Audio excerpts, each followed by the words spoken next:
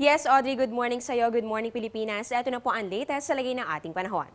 Kahapon ay naranasan po ang makulimlim na kalangitan sa ilang bahagi ng ating bansa, kabilang na tayo sa Metro Manila.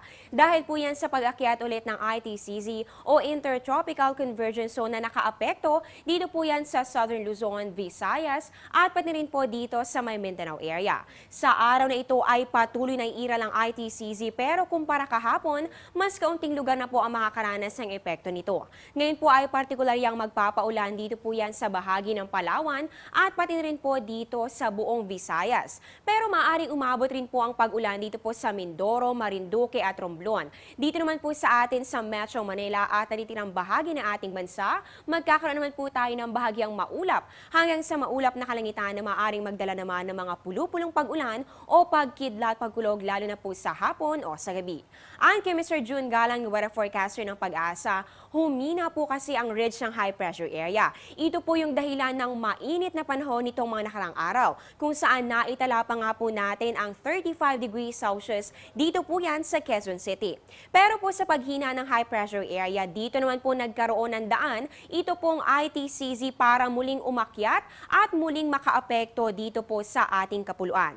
At dahil aktibo na naman ang ITCZ na ito, maaaring may buong low pressure area sa loob po ng ating Philippine Area of Responsibility.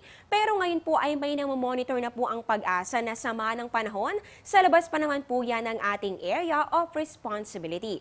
Patuloy naman nating babantayan ang lagay nito sa mga susunod na mga araw. Dagdag pa po ni Mr. Galang, maaring umabot ng hanggang 4 na bagyo ang maaring mabuo dito po sa ating park kapag ganitong buwan ng Setyembre. Kapag ang bagyo po ay nabuo o napunta dito po yan sa may northeast of Luzon, maaring lumakas ulit ang habagat o southwest monsoon. Tandaan po natin nasa rainy season pa rin po tayo, kaya naman hindi pa rin po natatapos ang maaring daling ulan ng hanging habagat. Magbabalik po kami matapos ng isang paalala. Teng, ang package. Ma'am, sabi ng Air 21 on the road na. Ano, Teng? Ang package. Ma'am, sabi ng Air 21 na receive na. Okay, very good.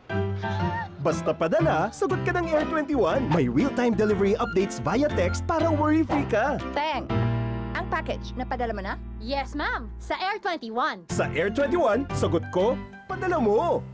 At yan ang latest mula dito sa Pag-asa. Abangan niyo po ang susunod na update mamaya po yan sa Good Morning Boss kasama ang isang weather forecaster ng Pag-asa. Kasama niyo po sa balitaan, ako pang inyong weather lover, Amor La Rosa. Balik sa iyo, Audrey.